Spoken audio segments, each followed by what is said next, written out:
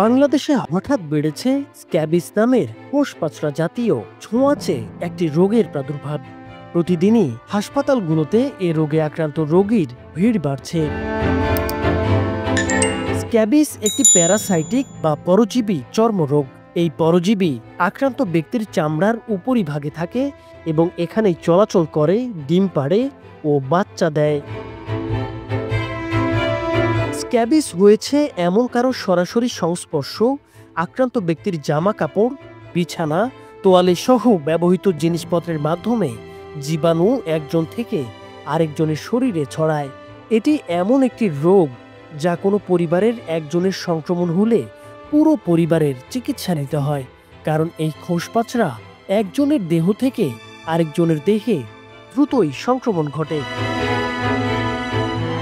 স্ক্যাবিসের সঠিক চিকিৎসা না হলে এর কারণে কিডনি বিকল হয়ে যাওয়ার শঙ্কাও প্রকাশ করেছেন চিকিৎসকরা। সবচেয়ে ভয়াবহ ব্যাপার হচ্ছে, এই পরজীবী শরীরে প্রবেশের 2 থেকে 3 সপ্তাহ পর এ রোগের লক্ষণ দেখা দেয়।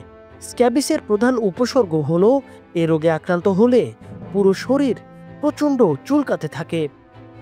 শরীরের বিভিন্ন ভাঁজে ভাঁজে, যেমন 2 আঙ্গুলের ফাঁক, কোমর, ঘাড়, নিতম্ব, যৌনাঙ্গ, হাতের তালু, কবজি, বগলের নিচ, নাভি ও কনুয়ে এ রোগের সংক্রমণ বেশি হয়। এসব স্থানে ছোট ছোট লাল দানাদার র্যাশ বা ফুসকুড়ি ওঠে, যা খুব চুলকায়। এগুলো থেকে পানির মতো তরল বের হতে পারে। সাধারণত রাতে চুলকানি বেশি হয়। চিকিৎসকরা বলছেন, স্ক্যাবিসের 2 ধরনের চিকিৎসা দেয়া হয়, একটা প্রতিরোধমূলক, আরেকটা প্রতিকারমূলক চিকিৎসা। সাধারণত প্রতিরোধমূলক পরামর্শগুলোই চিকিৎসকরা বেশি দিয়ে থাকেন, যাতে স্ক্যাবিস না হয় বা না ছড়ায়। এ রোগে আক্রান্ত হলে চিকিৎসকরা যে প্রতিকারমূলক পরামর্শ দিয়ে থাকেন সেগুলো হলো, সবসময় পরিষ্কার পরিচ্ছন্ন থাকতে হবে। স্বাস্থ্য রক্ষার প্রথম শর্তই হলো পরিচ্ছন্নতা। প্রতিদিন গরম পানি দিয়ে গোসল করতে হবে। পরজীবী দূর করতে গরম পানিতে গোসল জরুরি। গোসলের পর শরীর ভালো করে শুকিয়ে নিতে হবে। ভেজা শরীর পরজীবী বসবাসের উপযোগী, তাই শরীর শুকনো রাখা জরুরি।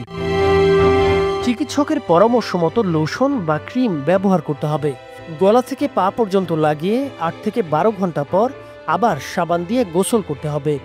চিকিৎসকের পরামর্শ অনুযায়ী মুখে খাওয়ার ওষুধ খেতে হবে। মুখে খাওয়ার ওষুধও গুরুত্বপূর্ণ। পোশাক, চাদর, তোয়ালে গরম পানিতে ফুটিয়ে পরজীবী মুক্ত করতে হবে। জীবাণু নষ্ট করতে কাপড় ফুটিয়ে ধোয়া দরকার। প্রয়োজনে পোশাক আয়রন করে নিতে হবে, কারণ জীবাণুগুলো কাপড়ে লেগে থেকে সংক্রমণ ঘটায়। ঘরবাড়ি নিয়মিত পরিষ্কার করতে হবে। পরিবেশ জীবাণুমুক্ত না হলে সংক্রমণ আবার হতে পারে।